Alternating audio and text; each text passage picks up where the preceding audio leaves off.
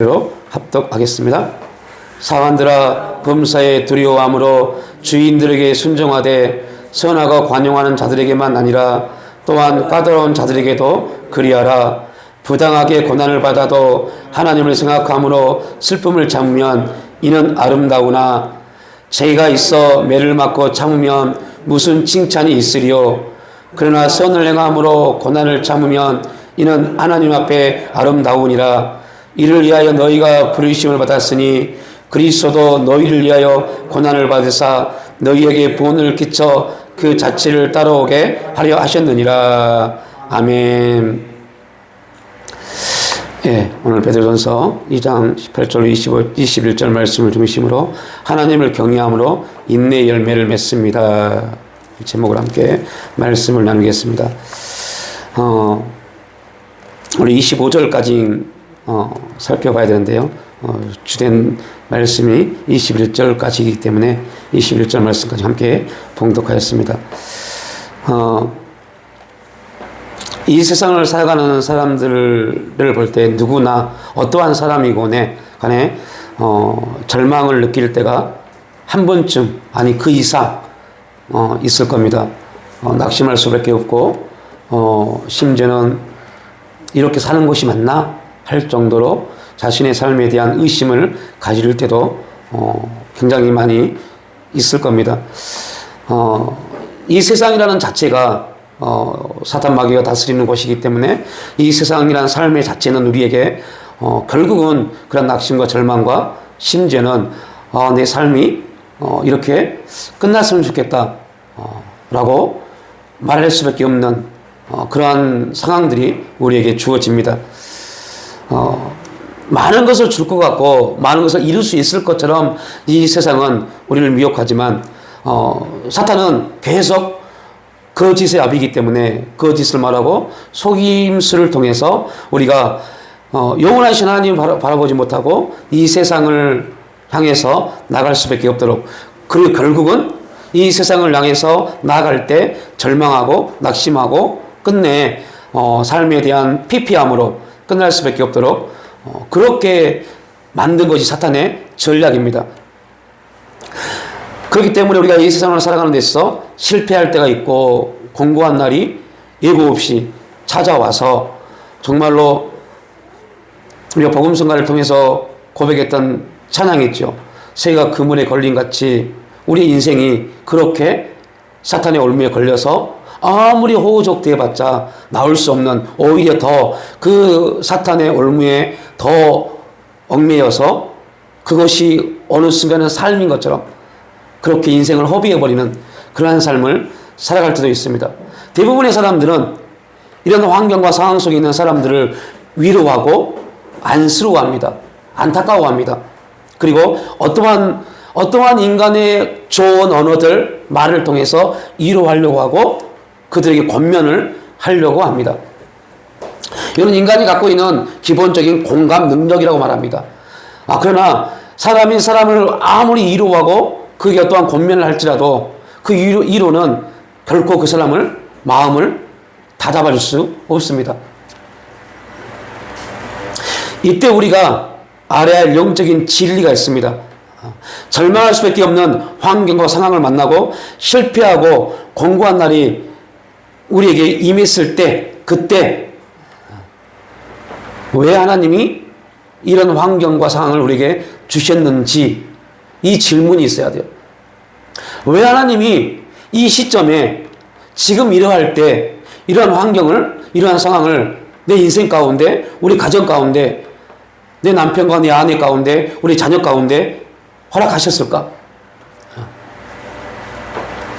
그때 우리가 온전히 훈련되고 변화된 삶을 경험할 때입니다. 그때 우리가 훈련되지 아니하면, 그때 우리가 하나님을 바라보는 훈련을 하지 못하면, 하나님 앞에 정말로 엎드리는 훈련을 하지 않으면 그 인생은 소망 없습니다. 하나님 우리에게 절망을 할 수밖에 없고 극한 상황을 주신 이유는 어찌하든 간에 그 환경과 상황을 통해서 우리가 하나님을 만나게 하게 한 연결고리입니다. 그래서 그 환경을 통해서 하나님은 우리를 만나고자 우리에게 찾아오시는데, 우리가 영적으로 민감해서 영적으로 깨어 있어서 우리에게 찾아오시는 환경을 통해서, 상황을 통해서, 아픔을 통해서, 여러 가지 일들을 통해서 우리에게 찾아오신 하나님을 볼 수 있다면 참 좋을 텐데, 우리는 영적으로 너무 둔감하고 연약해서 그 하나님을 보지 못해요. 그래서 하나님이 우리에게 기도라는 엄청난 특권을 주신 겁니다. 뭐 하시려고요? 만나시려고요. 하나님을, 우리를 만나시려고 우리에게 기도하도록 우리에게 특권을 주셨어요. 그런데 우리가 기도의 특권을 쓰지 않습니다. 그러니까 하나님이 또다시 기도할 수밖에 없는, 하나님의 이름을 부를 수밖에 없는 환경을 조성해 가시는 겁니다. 이런 환경과 상황이 주어지지 아니함에도 불구하고 기도할 수 있다면 얼마나 기가 막히겠어요? 얼마나 좋겠어요? 근데 우리의 연약함은, 우리의 무지함은 조금만 환경이 피면요, 제일 먼저 잃어버린 게 기도의 시간을 잃어버립니다. 참 신기해요. 기도해야지 이렇게 되는 게 아닙니다. 잃어버려요. 기도를 잃어버려요. 어느 순간 되면 그 삶이 나를 지배해버려요. 여러분 꼭 기억하십시오. 하나님이 인간을 만드시고 인간에게 명령한 게 있어요. 정복하고 다스리고 충만하고, 이 일을 우리에게 주신 겁니다. 이 말은 우리에게 주신 우리의 삶을 우리가 다스릴 수 있어야 돼요. 그런데 사탄이 아담과 하와를 불순종의 자리에 끌어내림으로 인해서 인간이 이제 어떠한 문제에 빠졌어요? 삶의 지배를 받는요. 우리가 삶을 지배해야 돼요. 여러분이 여러분의 삶을 지배해야 돼요. 그런데 어느 순간부터 삶이 우리를 지배하고 있습니다. 이 세상의 삶이 우리를 지배하고 있어요. 그래서 자꾸 이 세상의 삶의 법칙으로 우리를 이끌어가려고 해요. 그러다 보니까 어느 순간 이 세상의 삶의 올무가 우리를 딱 붙잡고 있는 순간부터, 어느 날부터 우리가 하나님을 향한 우리의 마음이 점점 식어져 갑니다. 열정이 식어가고, 기도의 시간이 사라지고, 예배의 시간이 사라지고, 어느 날 되니까 일주일 내내 한 번도 하나님 이름을 안 부를 때도 있어요.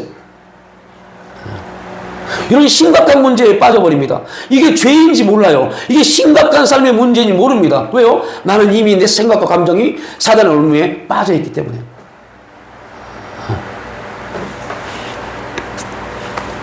꼭 기억하십시오. 하나님은 이미 우리를 이 땅에 보내신 그때부터, 창세 전에 이미 택하시고 예정하셔서 우리의 삶을 다스릴 수 있는 모든 권세를 주셨다는 거. 그 권세를 주셨음에도 불구하고 우리가 연약하니까 또한 성령 하나님을 보내주셔서 그 권세를 사용할 수 있는 능력까지 우리에게 부어주셨습니다. 그것도 부족하니까 우리에게 기도할 수 있도록 기도의 은혜를 주셔서 기도하며 만나주시고, 기도하며 능력을 주시고, 기도하며 은혜를 체험하도록, 은혜를 회복하도록 역사에 가시는 하나님의 일하심이 매일매일 우리에게 주어지고 있다는 겁니다. 그래서 오늘 베드로도 이렇게 말합니다. 사람들아, 범사에 두려워함으로 주인들에게 순종하되. 여러분들, 종은 당연히 주인에게 순종할 수밖에 없는 존재입니다. 그런데 그 종을 향해서 베드로가 다시 한번 말합니다. 사람들아, 범사에 두려워함으로 주인들에게 순종하되 선하고 관용하는 자들에게만 아니라 또한 까다로운 자들에게도 그리하라 라고 말합니다. 잠깐의 이 배경을 말하면, 이 당시에 이제 로마가 전 세계를 다스리는 그때, 유럽을 다스리는 그때, 우리나라도 뭐 너무 머니까요. 우리나라를 생각해 봅시다. 조선시대 양반들이 종을 부리는 그때 얼마나 많은 그 집의 종들이 힘겨움과 어려움과 배고픔과 그러한 것 때문에 그 주인의 집에서 도망을 갑니까? 도망을 갑니다. 수많은 종들이 도망을 갑니다. 그런데 놀라운 것은 그 도망갔던 종들이 도망을 가서 예수를 만나고 난 다음에 다시 온 주인의 집에 돌아옵니다. 근데 놀라운 것은요, 그들이 주인의 집에 돌아오면 어떠한 문제에 빠져요?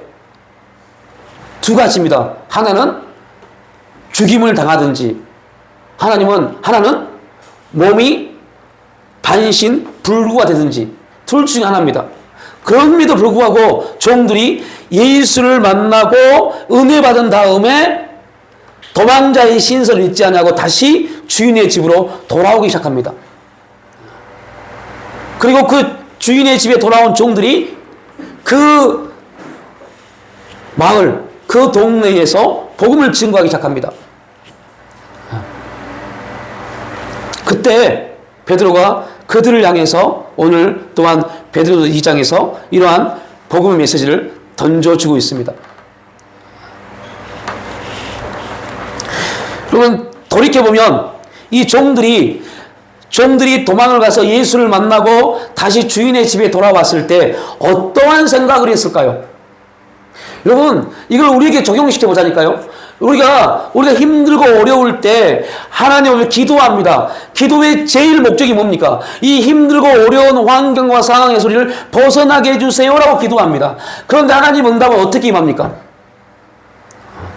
여러분 다 경험하실 겁니다. 경험한데 그 경험을 말로 표현하지 못한 것 뿐이죠. 어떻게 임하느냐? 이 환경과 상황을 벗어나게 하는 역사해 주세요라고 기도하는데 이 환경과 상황은 그대로 두시고 오히려 하나님은 기도하고 있는 우리를 더 힘들게 만드십니다. 되게 신기합니다. 그래서 이 영적인 진리를 원리를 모르신 분들은 이것 때문에 예수를 떠나버립니다. 교회를 떠나버립니다. 왜 하나님이 기도하고 있는 우리에게 이 환경과 상황에서 벗어날 수 있도록 기도하고 있는 우리에게 더 힘든 상황을 주실까요? 뭐 이걸 우리가 한다면 지금 이 자리에 있으면 안 되죠. 이 원리를 우리가 다 한다면 하나님이 너 이제 이 세상에서 사명 끝났다고 우리를 데려가실 겁니다. 죽을 때까지 이 부분은 진리 안에서 파헤쳐져 가야 될 질문입니다. 그럼에도 불구하고 오늘 제가 여러분에게 말씀드리고자 하는 부분은 이 환경과 상황이 나를 변화시키기 위한 하나님의 뜻이기 때문에 그럽니다. 그래서 이 환경과 상황은 바뀌지 않습니다. 뭐가 바뀌어요? 그 상황을 보는 나의 시선이 바뀝니다. 믿음의 관점이 바뀝니다. 그때는 어렵고 힘든 거였는데 관점이 바뀌니까 하나님이 나를 온전케 하시기 위해서 이 환경을 주셨구나라고 관점이 바뀌어버립니다. 그러면 어떠한 일이 벌어질까요? 이 환경에 매였던 사람이 이제 어떻게 돼요? 환경을 지배하게 됩니다. 그래, 네가 아무리 나를 힘들게 해봐, 당신이 아무리 나를 힘들게 해봐, 결국은 너는 나를 수정할 수밖에 없게 될 거야. 왜요? 다스린 자가 되니까요. 여러분들, 환경이든 대인관계든 어떠한 것이든 간에 꼭 기억하십시오. 하나님이 우리를 온전케 하시기 위해서, 우리를 세우시기 위해서 허락하신 거라는 거. 그렇다면 기도가 바뀌어야죠. 하나님, 이 환경과 상황을 변화시켜 주옵소서가 아니라 내 시선이, 내 믿음의 눈이 이 환경과 상황 속에서 하나님의 일하심을 보게 하옵소서. 뭐든지 어떠한 것인지 하나님의 일하심을 보는 사람은 그 환경에 대해서 불평하지 않습니다. 원망하지 않습니다. 왜요? 하나님이 일하시니까요. 근데 이게 안 보이니까, 우리가 연약하니까 그래요. 저도 마찬가지고, 안 보이니까 불평할 수밖에 없고, 원망할 수밖에 없고, 그 불평과 원망의 기도의 제목은 언제쯤 끝납니까? 입니다. 그래서 인간적 기도의 가장 중심에는 언제쯤 이 환경이 끝납니까? 언제쯤 이 대인관계가 끝납니까? 언제쯤 이 물질의 어려움이 끝납니까? 거의 대부분의 기도가 이거로 끝납니다. 근데 여러분들, 그 기도에는 하나님 응답하지 않습니다. 끝나버리면 내가 변화되지 않을까요? 내가 변화되면, 우리가 성장하면, 성숙되어져서 바라보는 가치관이 바뀌어지면 그 환경은 나와 무관한 환경이 되어지기 시작합니다. 그리고 결국 그 환경이, 그 대인관계가, 여러 가지 상황이 나를 돕는 하나님의 통로가 되올 수밖에 없다는 것. 그래서 이러한 공고할 때, 실패가 임하고 힘든 환경과 상황이 임할 때 우리가 훈련되어져야 돼요. 어떤 훈련이요? 하나님을 바라보는 훈련이요.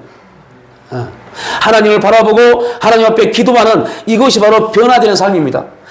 육신에 있을 때 하나님을 기쁘게 하지 아니할 때, 육신에 있을 때는 어려운 환경과 상황을 만나면 기도하는 것이 아니라 아이씨 하면서 내 방법과 내 어떠한 수단과 내 노력을 통해서 이겨보려고 합니다. 그러나 하나님을 바라보는 사람들은 내 방법과 내 수단과 내 어떠한 원리가 있음에도 불구하고 이것을 잠시 내려놓습니다.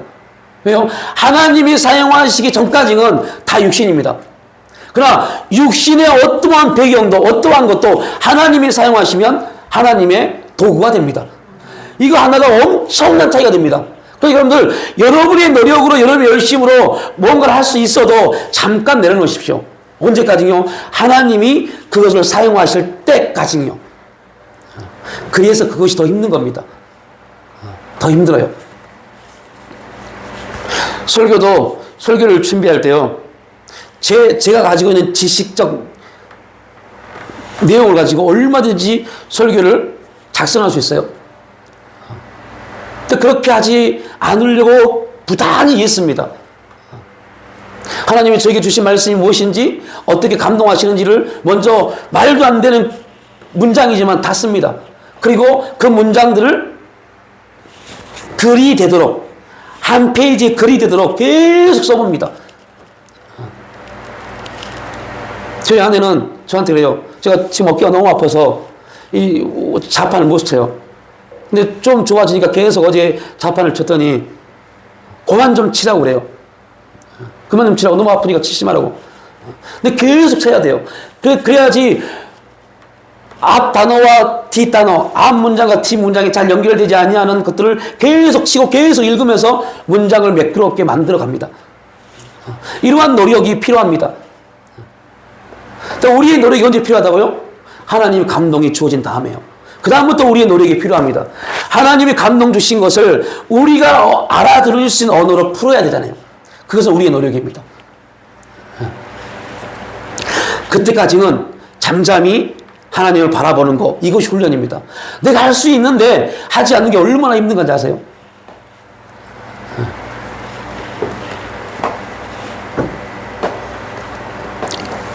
결코 이러한 날은 실패한 날도 절망의 날도 아닙니다. 하나님께서 고난과 절망의 포장지에 포장해둔 아름다운 선물을 받을 수 있는 시간이 지금의 때입니다. 우리의 믿음이 우리의 행동을 결정한다는 말이 있잖아요. 우리가 무엇을 바라보고 어떻게 믿느냐에 따라서 우리 행동이 완전히 달라집니다. 우리는 그냥 행동하는 게 아닙니다. 내가 뭘 믿고 있느냐에 따라서 그날의 행동과 입술에서 나오는 말이 결정됩니다. 그래서 여러분들, 우리의 삶의 모든 삶의 기준은 삶의 시작점, 그 오늘 하루에 시작된 그 시작점에서 내가 무엇을 바라보고 첫 발을 내딛느냐에 따라서 우리의 삶이 달라져요. 그래서 여러분들, 아침에 일어나서 제일 먼저 한 게 뭡니까? 아침에 일어나서 뭘 제일 먼저 하십니까? 피곤해 하신 분들은 하루 종일 피곤합니다. 그 인생은 피곤해서 벗어나지 못합니다. 왜요? 피곤부터 자기의 삶에 선포했기 때문에요. 제일 먼저 일어나서 할 고백이 뭡니까? 새 날을 주신 하나님 감사합니다. 이 날 여러분이 능력이 있어서 아침에 눈 뜬 게 아닙니다. 우리가 능력이 있고 힘이 있어서 눈 뜬 게 아니에요. 우리가 건강해서 눈 뜬 게 아니에요. 하나님이 눈을 뜨게 하신 겁니다. 뭐 하시려고요? 오늘 우리를, 연약한 우리를 통해서 하나님이 일하시려고요. 그래서 감사하는 겁니다. 하나님, 연약하고 부족한 자, 내 눈꺼풀 스스로 뛸 수 없는 저에게 오늘 새 날을 주심에 감사합니다. 이렇게 하루를 시작해 보십시오. 그 날은 그냥 출발부터가 감사가 됩니다. 왜요? 하나님이 그렇게 만들어 가실 거니까요. 믿음이 있는 사람, 믿음이 없는 사람은 분명히 행동의 차이가 있습니다. 왜요? 그 믿음이 그의 생각을 바꾸기 때문에요. 생각이 변하면 그 생각이 우리의 삶에 나타나는 행동까지 영향을 줍니다. 우리 행동을 변화되게 합니다. 그래서 믿음 있는 사람들은 어찌하든 간에 누구를 바라봐요? 하나님을 바라봅니다. 하나님을 붙잡습니다. 기도합니다. 그래서 바뀝니다. 믿음 있는 사람들은 기도하고 하나님을 바라보고 어떻게 하든지 말씀을 통해서 해답을 얻고자 하니까 말씀을 보고 기도하고 하나님을 앞에 나갑니다. 믿음이 없는 사람들은 어려울 때 제일 먼저 하는 게 뭘까요? 제가 처음 예수 믿고 이제 직장을 다니다가 직장을 그만두고 이제 신학을 공부할 때 정말 힘들었어요. 네. 너무너무 힘들어서 하루에 지금 그렇게 걸어야 되는데 하루에 거의 2만 보, 3만 보 걷는 것은요 기본이었어요. 차비가 없기 때문에. 그래 걸어 다녔어요. 그때 제일 먼저 한 거는요 하나님을 바라봐야 되는데 핸드폰을 보냅니다. 핸드폰. 누구한테 전화해 볼까? 누구한테 전화하면 도움을 받을 수 있을까? 이거였어요. 그래서 계속 연락처를 봅니다. 이게 창피한 고백이지만요. 제 일과 중에 거의 한 몇 프로는 차지합니다. 그리고 이렇게 기도하면 하나님 그 좋은 직장 앞으로 얼마나 많이 벌 수 있는데 그거 다 뿌리치고 주님 내가 주님 믿고 목회자가 되기 위해서 이렇게 발을 내딛는데 형편은 이게 뭡니까? 이게 뭐입니까 하나님? 그리고 이제 누나 집에 얹혀 살다 보니까 매형이 한 3개월 지나니까 눈치를 주기 시작해요. 그런 사람이 아닌데 눈치를 줘요. 이것도 하나님이 그렇게 하신 겁니다. 제 마음을 훈련시키기 위해서 계속 눈치 줘요. 그리고 퇴근 와서 꼭 한마디 그겁니다. 벼룩시장 봤어? 이거였어요. 잊어버리지 못합니다. 들어오자마자 야 나와봐 그래요. 나오면요 벼룩시장 봤어? 이거 물어봐요. 벼룩시장에 뭐가 있어요? 그 있나 아니요? 아니요. 그럼 그때부터 한 30분간을 듣기 싫은 소리를 계속 하고 들어가요. 그리고 같이 밥을 먹어야 돼요. 미칠 것 같아요. 그렇게 한 달을 살아보십시오. 와 집에 들어가기 싫어요. 그러면 기도합니다. 하나님 도대체 언제 이거 풀어줄 건데요? 작을지라도 집 한 칸만 얻을 수 있는 돈 좀 주세요. 막 이런 기도가 됩니다.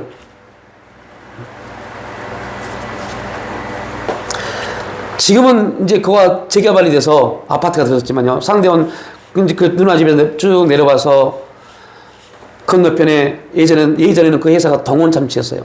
지금은 대상입니다. 동원참치였어요. 그 동원참치 큰 캔 그림 바라보고 앉아서 야 저기를 취직하면 뭐 이런 생각 거기서 앉아서 몇 시간 앉아있다 다시 올라왔어요.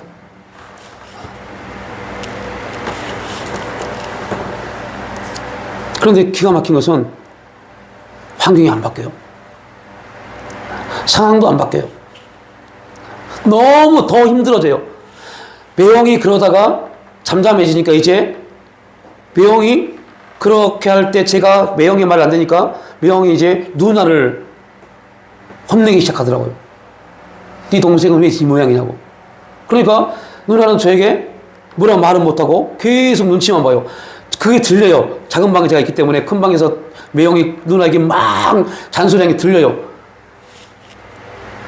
너무 힘들었어요. 그 환경이요. 그 상황이요. 제발 좀 벗어나게 해달라고.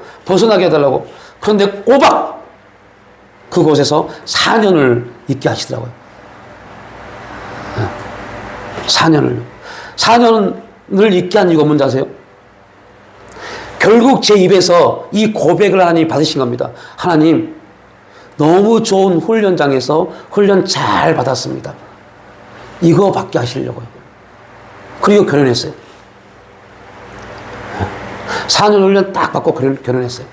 그거 딱 고백 받았어요. 하나님, 너무 좋은 훈련장에서 훈련 잘 받았습니다. 여러분, 하나님을 그 환경에서 만나지 못하면요, 벗어나지 못합니다. 그 상황 안 바뀝니다. 여러분 열심히 낸다고요? 열심히 내보십시오. 결국 여러분의 몸만 망가집니다. 왜요? 하나님은 우리에게 열심히 내라고 환경을 주신 게 아닙니다. 열심히 내라고 어려움을 준 게 아닙니다. 하나님을 만나게 하시려고 그 일들을 만드신 것이죠.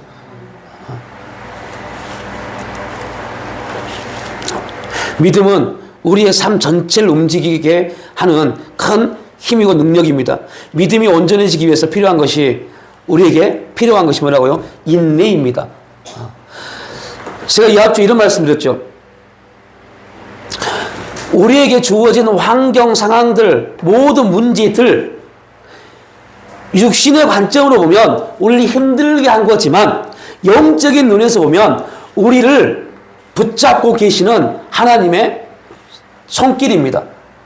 이 환경과 상황과 어려움이 있지 않으면 우리는 곁길로 갈 수밖에 없습니다.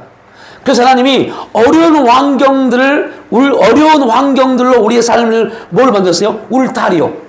울타리로 만들어서 그 울타리 안에 우리를 두신 겁니다. 그래서 왼쪽을 돌아봐도 어려운 환경, 오른쪽을 돌아봐도 어려운 환경, 뒤를 돌아봐도 어려운 환경, 앞을 봐도 어려운 환경. 그래서 오직 어디만 바라보더라고요? 하늘만 바라보더라고요.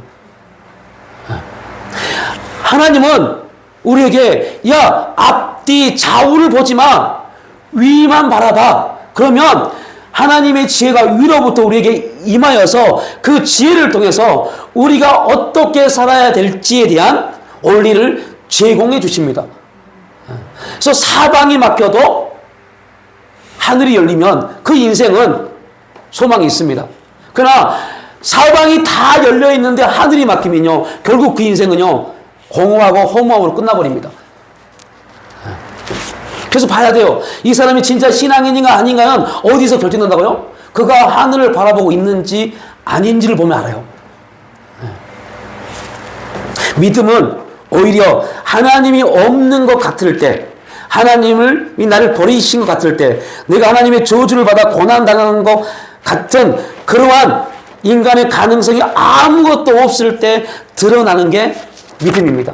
그래서 여러분들, 종들이 도망을 갔다 예수를 믿고 돌아왔어요. 그러면 다시 돌아갑니다. 여러분들 힘들고 어려울 때 어떻게 기도한다고요?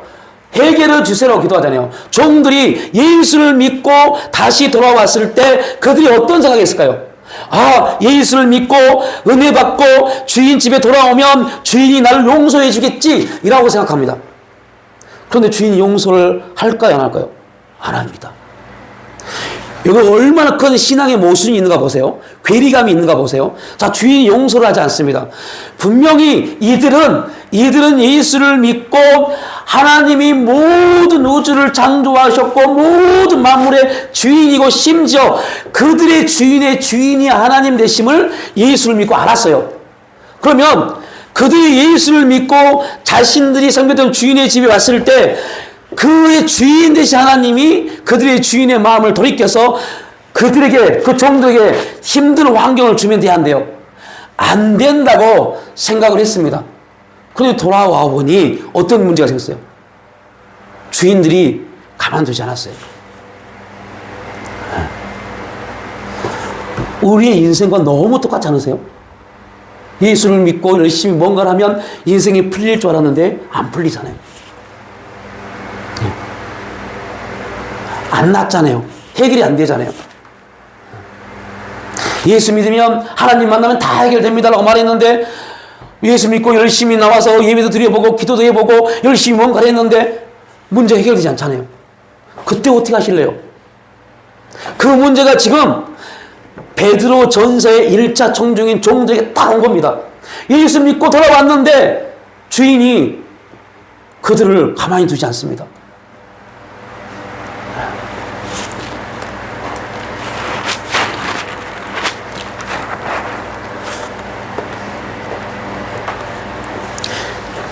우리의 믿음의 평가는 그때 일어납니다. 그때 아브라함아, 네, 너 즐겁지? 네, 너 행복하지? 네. 그런데 네가 지금 생각하고 있는 즐거움과 행복함, 그 이삭을 제물로 바칠래? 했을 때 아브라함은 그 믿음의 진가가 나왔어요. 아브라함의 믿음의 행복은 이삭이 아니었다는 거. 누구였어요? 하나님이었다는 거. 여러분의 즐거움의 삶의 행복의 기준은 무엇입니까? 우리의 기쁨과 행복과 우리의 삶의 목적의 기준이 뭔지를 살펴봐야 돼요. 야고보는 경건하지 아니한 자들을 지적하면서 이렇게 말합니다. 그러므로 형제들아 주께서 강림하시기까지 길이 참으라. 보라 농부가 땅에서 나는 귀한 열매를 바라고 길이 참아 이른 비와 늦은 비를 기다리나니. 우리는 성경을 볼 때 그러므로라는 법칙을 꼭 이해해야 돼요. 그러므로 형제들아 주께서 강림하시기까지 길이 참으라. 너희들 지금 너무너무 힘들고 어렵지? 고통스럽지? 너희들 지금 하나님을 그럼에도 불구하고 하나님 열심히 믿었지? 하나님을 떠나지 않지? 그러므로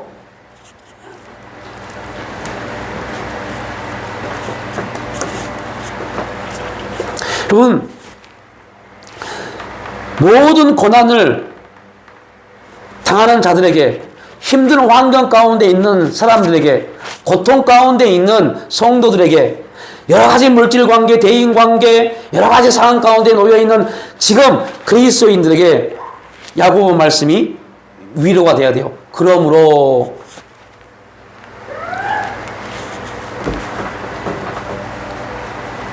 힘이 없어 피해를 입은 자들에게 주는 말씀입니다. 요즘 같으면 이러한 사람에게 주는 인간적인 처방이 두 가지가 있습니다. 하나는 혁명. 혁명이란 폭력으로 대응하는 겁니다. 그리고 다른 하나는 치유 프로그램입니다. 어떠한 사람들이요? 고통당하는 사람들, 힘든 사람들, 어려운 환경 가운데 있는 사람들. 그걸 이기기 위해서는요, 이 두 가지 방법밖에 없어요. 그런데 야고보는 오늘 우리에게 뭐라고 말하냐? 하나님을 생각하며 길이 참으라라고 말씀하고 있습니다. 누구를 생각하면서요? 하나님을 생각하면서요.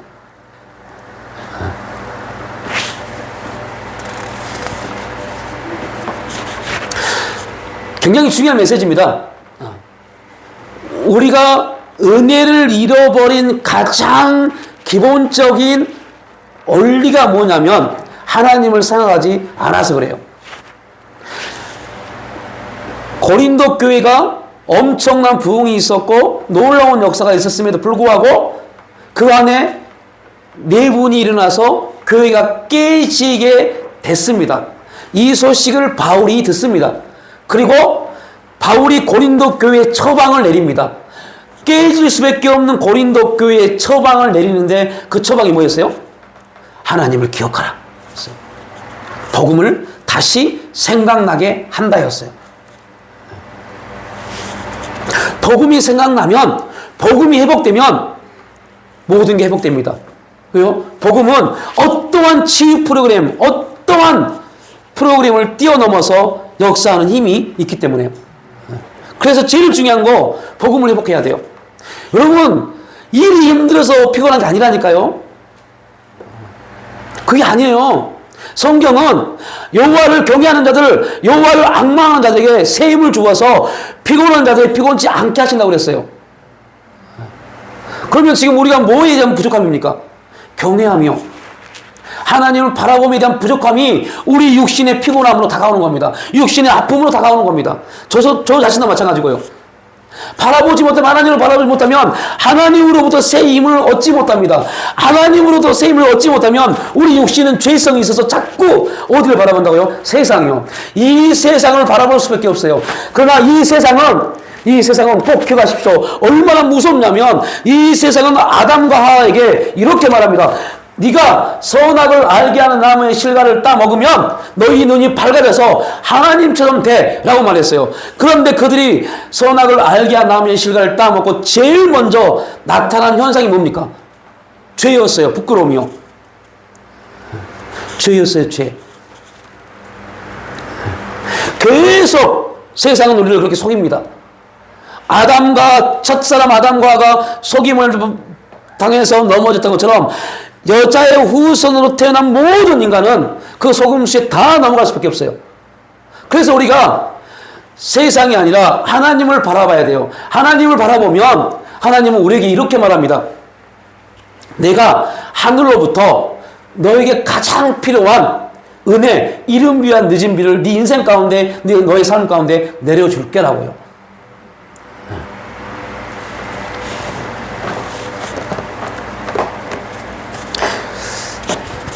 저는 어렸을 때 농사를 지어봤기 때문에 비가 되게 소중하다는 걸 알아요. 저희 어렸을 때만 해도 농수로가 잘 만들어지지 않았어요. 그러면 어떻게 하냐면 저 멀리 있는 조수지에 부자들은 양수기를 돌린다고 하잖아요. 양수기가 뭔지 아시죠? 양수기를 돌려서 물을 품어옵니다. 그럼 되게 쉬워요. 가난한 사람들은요, 중상층은 관이 있어요. 이것도 그 파이프 관이 아니라 천으로 된 관입니다. 그걸 길게 늘어뜨려서 거기서 물을 받아요. 그럼 물이 온전히 내려잖아요. 천이라 물이 옆에서 셉니다. 그럼에도 불구하고 어떻게 편해요? 가난한 사람들은 어떻게 한다세요? 양동이 들고 와서 물을 퍼와서 계속 논이 부어야 돼요. 여러분, 논 한 마치기가 몇 평인지 아세요? 200평입니다, 200평. 200평에 있는 논에 이런 볕이 막 햇빛이 비치면 물이 금방 증발해버려요. 그 200평 되는 논에 물을 받아내려면 양동이를 몇 번을 왔다 갔다 해야 될까요? 하루 종일 해야 돼요. 그런데 더 기가 막힌 것은요, 그게 물을 다 붓잖아요? 그리고 저녁 때면 또 물을 빼버립니다. 물을 빼야 돼요. 그래서 농로를 터서 물을 다 빼요. 또 아침 되면 농로를 막아서 또 물을 떠요. 이런 행동을 매일 해야 돼요. 그래야만 가을에 벼를 비워서 쌀을 먹어요. 그래서 부모들이 자녀들에게 너는 이런 고생하지 마라고 솔로 보내는 겁니다. 너무 힘드니까요.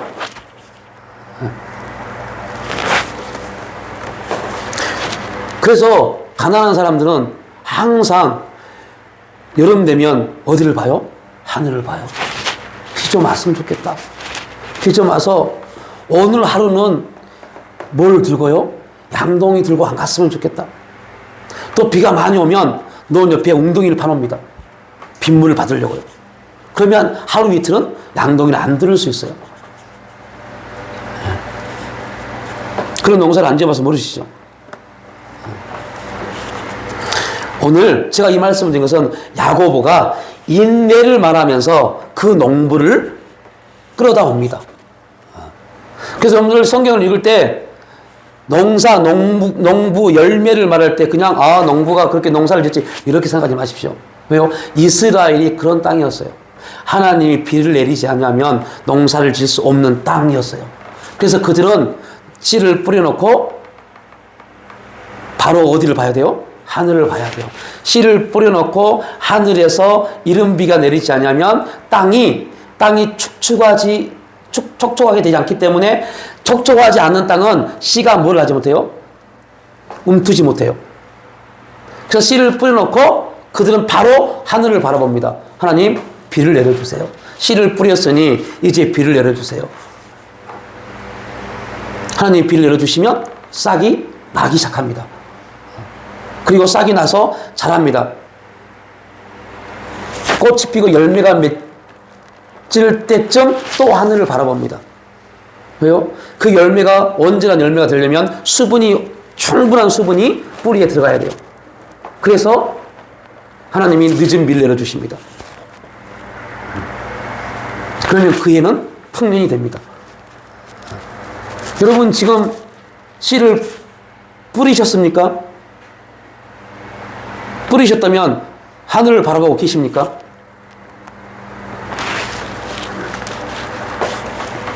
야고보는 인내를 가르쳐줄 두 선생을 소개합니다. 첫째, 농부인데 보라, 농부가 땅에서 나는 귀한 열매를 바라고 길이 참아 이름 위한 늦은 비를 기다리나니 너희도 길이 참고 마음을 굳게 하라. 주의 강림하심이 가까웠다라고 말합니다. 좀 웃긴 얘기를 하나 해줄까요? 이 말씀이 야고보 말씀이 기록되어지고 지금 얼마가 지났을까요? 야고보 말씀이 기록되고 2000년이 지났습니다. 2000년 전에 야고보가 야고보서의 1자 청중인 그들에게 주의 강림이 가까웠다고 그랬어요. 이건 주의 강림이 뭡니까? 재림입니다. 재림이 가까웠다고 그랬어요. 근데 인간의 시간적 연도를 보니까 몇 년이 지났어요? 2000년이 지났습니다. 그래서 사람들이 자유주의 신학자들이 이것 때문에 우리 개혁교회 성경을 되게 핍박하고 공격합니다. 뭘 몰라서요? 수요일에 나왔죠. 현재요. 현재라는 그 단어의 의미를 몰라서요. 이거 되게 중요한 메시지입니다. 현재라는 단어를 꼭 알아야 돼요. 그래서 우리가 이렇게 말합니다. 과거, 현재, 미래의 모든 죄를 예수님이 십자가에 담당하셨다고 말합니다. 이걸 알아요. 근데 이 현재가 모든 삶에 적용된다는 걸 몰라요. 지금 우리는 어디에 살고 있다고요? 현재요. 어떤 현재요? 예수님이 부활하시고 승천하신 그때부터 재림하실 그때까지의 현재요. 그 날이 우리로는 2000년이 지났지만 하나님 시간 안에서는 현재입니다. 그러니까 그 영적인 원리를 아는 사람들은 2000년이 지났음에도 불구하고 주님의 재림이 임하지 않았는데 과연 그 말이 성경이 진짜일까? 재림이 진짜일까? 재림이 가짜라면 예수님의 부활은 뭐야? 라고 계속 되물어가면서 성경을 공격합니다. 그러니까 우리가 성경 공부를 제대로 하지 못하면 그러한 공격에 진짜 그러네? 라고 빠져버릴 수 있어요. 그래서 이단으로 빠지는 겁니다. 농부가 왜 어떻게 인내를 합니까? 농부가 왜 인내를 해요? 농부가 왜 봄에 씨를 뿌리고 그 띠안볕에 물을 대고 물을 빼고 거름을 주고 약을 치고 6개월을 기다립니까? 뭘 바라보고요? 열매요. 열매를 바라보고요. 너희도 농부처럼 너희들이 인내하면 그 인내에 대한 뭐가 열리니까요? 열매가 열리니 힘들고 어렵지만 그럼에도 불구하고 너희들이 하나님을 바라봄으로 인내하라 라고 말씀합니다. 그러면 그리스도인들이 바라는 귀한 열매, 우리가 바라봐야 될 귀한 열매가 뭘까요?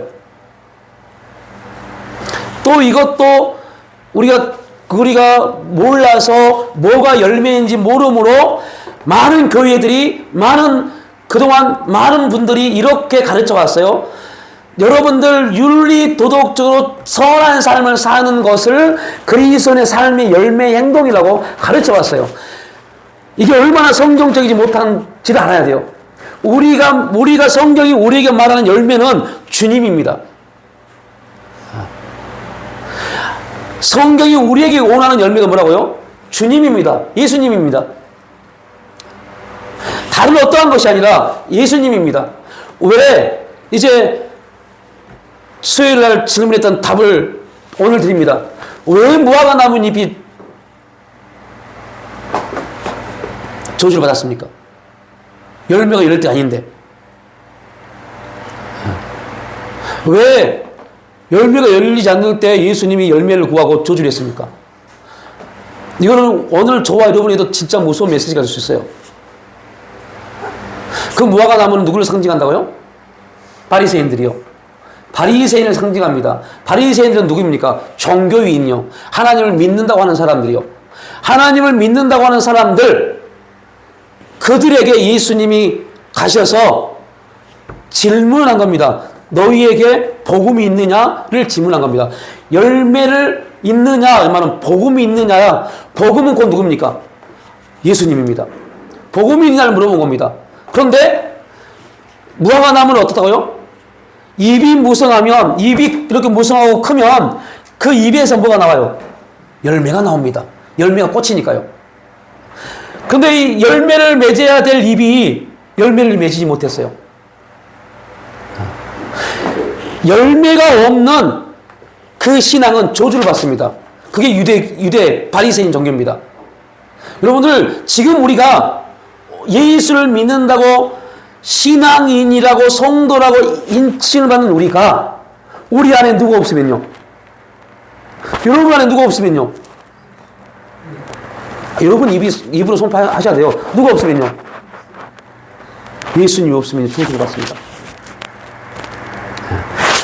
우리가 말할 때 열매라는 게 뭐 따로 뭐 어떤 열매가 있는 게 아니라 우리 안에 누가 없으면요, 예수님이 없으면 우리는 저주를 받습니다. 그래서 우리는 매일매일 말씀을 통해서 우리 안에 뭐로 풍성하게 해야 돼요? 말씀, 예수로 풍성하게 해야 돼요. 그래서 말씀 읽고 듣고 기도하는 겁니다. 말씀이 충만해지면 그 말씀은 살아 역사하는 능력이 있지만 또한 그 말씀은 예수 그리스도를 뜻합니다. 주의 강림이 가까우니라. 그들이 바라본 열매는 주님입니다. 농부가 가을의 추수를 생각하며 참듯이 그리스도인들은 누구를 생각하면서요? 예수님, 재림하실 예수님을 생각하면서 참아내는 겁니다. 형제들아, 서로 원망하지 말라. 그리하여 심판을 면하리라. 보라, 심판자가 문 밖에서 계신다라고 말씀합니다. 사람이 어려움을 만나면 여유가 없어지고 누군가에게 그 책임을 물으며 서로 원망할 위험이 있음을 알았던 겁니다. 즉, 힘들면 인간의 죄성의 가장 큰 문제는 힘들면 꼭 그 힘듦에 대한 핑계를 대려고 그래요. 핑계를 대서 내가 힘든 거는 너 때문에 힘들어라고 말합니다. 그래야만이 인간은 죄 안에서 조금이라도 자유할 수 있다고 착각하는 겁니다. 이게 얼마나 무지한 삶임에도 불구하고 그렇게 자신들을 변명해 갑니다. 그래서 사람들의 가장 큰 문제가 이러한 문제 때문에 서로 싸우고 다투고 문제가 일어나죠. 그렇기 때문에 서로 원망하지 말 것을 말하며 심판자에 대해서 말하고 있습니다. 원망이란 일종의 자기 나름대로의 심판입니다. 자기가 심판자가 되고 자기를 하나님의 자리에 두는 것이 원망입니다. 왜요? 나는 괜찮은데 이 환경이, 이 문제가, 저 사람이, 그래서 아담이 범죄하고 나서 내 살 중, 뼈 중에 뼈, 살 중에 살이라고 했던 하울을 향해서 하나님이 당신이 보낸 저 여자 때문에 바로 그런 행동을 하는 겁니다. 부부가 싸울 때 싸우는 이유가 뭡니까? 서로에게 책임을 전가하니까요. 그런데 우리가 계속 형제를 원망하면 진정한 심판자이신 주님이 나타나 너를 심판한다는 것을 지금 말씀하고 있습니다. 원망하지 말라. 그리하여 심판을 면하라고 말씀합니다. 역으로 하면 원망을 하면 심판을 받는다라는 의미를 담고 있습니다. 두 번째 욥의 이야기를 통해서 권면합니다. 보라, 인내하는 자를 우리가 복되다 하나니 너희가 욥의 인내를 들었고 주께 주신 결말을 보았거니와 주는 가장 자비하시고 긍휼히 여기시는 이시다라고 말합니다. 욥은 고통과 절망 가운데 인내하였고 하나님의 선하심을 경험함으로 결국 그의 믿음이 정금같이 되어졌다는 것을 우리가 나누었습니다. 하나님이 살아계시다면 왜 우린 이러한 고난을 겪어야 하는가? 예수님이 하나님의 아들이자 메시아라면 우리의 이러한 고난의 삶의 현장을 왜 보고만 있는가? 이게 유대인들의 기도의 제목이었어요. 유대인들의 기도 제목이 이거였습니다. 로마에게 완전히 예루살렘 성전이 완전히 무너졌을 때 그때 유대인들의 기도가 이거였습니다. 하나님이 살아계시다면 우리가 왜 이러한 고난을 겪어야 하는가? 오늘 이스라엘 백성들은 바벨론에서 포로로 갔다가 돌아왔을 때 그들은 더 이상 고난과 고통이 없을 거라고 생각했어요. 그래서 성경 선지자들을 통한 모든 예언에 있어서 멸망은 바벨론만 말했습니다. 또 이제 다니엘서 보면 바사가 나오고 로마가 나오죠. 그러나 그들은 바벨론에서 회복되어지면 더 이상 멸망이 없을 거라고 생각했어요. 그런데 오늘 바벨론에서 돌아와서 계속적으로 그들은 멸망의 자리에 독립된 적이 없어요. 그러니까 그들의 기도는 결국 하나님이 살아계시다면 하나님의 영광이 임재하는 이 성전이 무너지는 게 맞습니까? 라는 질문이었어요. 오늘 이걸 또 우리에게 하나님의 아들이자 메시아라면 누가요? 예수님이. 오늘 예수를 믿는 우리가 이렇게 아프고 고통당하는 게 맞습니까? 라고 기도하는 것과 똑같습니다. 그런데 성경은 이 질문에 대해서 우리에게 딱 한 단어를 말합니다. 인내.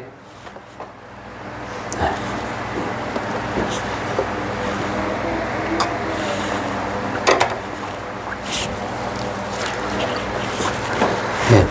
그러면서 다시 본문으로 돌아오면 종으로 태어났다는 것 자체가 억울한 일인데 거기에 또 억울한 일을 당할 때 그럴 때도 뭐하라? 참으라라고 그래. 참으라. 여러분 억울한 일 많이 당하고 계시죠? 말도 안 되는 일 때문에 억울한 일 당하고 말도 안 되는 일 때문에 정말 내가 덤탱이를 쓰고 그런 일을 많이 당하죠. 그때 오늘 성경이 말합니다. 그럼에도 불구하고 뭐라? 참으라. 여러분 내가 하고 싶은 말 억울함을 하소연하고 당사자의 억울함을 풀고 막 쏘아붙이고 성경을 그것을 육신적 반응이라고 말합니다. 육신적이라고 말합니다. 누구나 할 수 있는 그거, 세상 사람이 다 하는 그거, 그러나 너희들은 참아라 라고 말합니다. 뭐함으로요? 하나님을 생각함으로. 하나님을 생각함으로 참으라. 이는 뭐라 그럽니까? 아름다운 것이니. 뭐가 아름답다고요? 참는 거요. 하나님을 생각함으로 참는 게 아름답다고 그럽니다. 네. 우리가 하나님을 생각함으로 참음게 되어지고 그것이 아름다움이라고 말하면서 이를 위하여 너희가 부르심을 입었다라고 그럽니다. 여러분 이게 오늘 우리에게 베드로가 던져주는 메시지입니다. 너희들의 신앙이 나를 경외함으로 아름다운 신앙이 되기 위해서 내가 너를 불렀어. 그런데 그 아름다운 신앙이 되기 위해서는 어떻게 해야 돼? 고난과 괴로움과 고통과 어려움 속에서 누구를 생각함으로 참으라? 나를 생각함으로 참으라 라고 말합니다. 그냥 내 성격이 그러니까 참지가 아니라 하나님을 생각함으로 참는 겁니다. 하나님을 생각함으로. 그것이 우리의 사명이요 존재의 이유입니다. 사명이기 때문에 참는 겁니다. 사명이기 때문에. 우리의 모델 되신 예수님이 그렇게 참으셨습니다.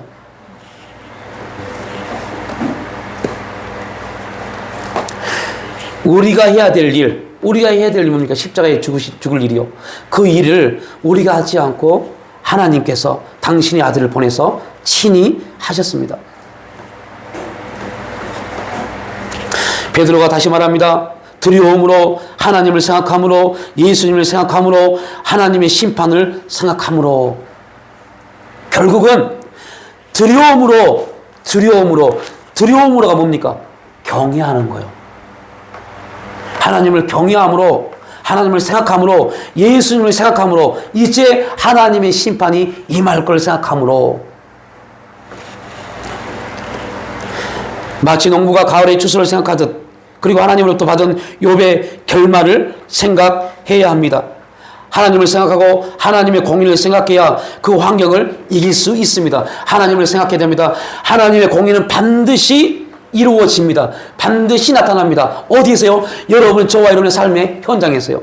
반드시 우리가 하나님을 생각하고 인내할 때 그곳에서 하나님의 공의가 이루어집니다. 야고보와 베드로가 우리에게 준 교훈이 가장 어렵고 힘들 때 그리고 억울할 때 바로 그때가 영적 승부처라는 겁니다.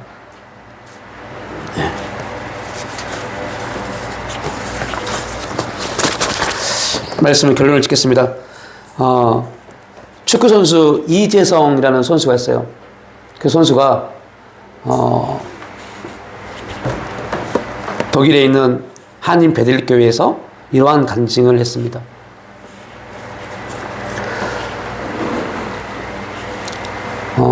몸이 좀 안 좋아서 부상이 있어서 2군으로 내려갔어요.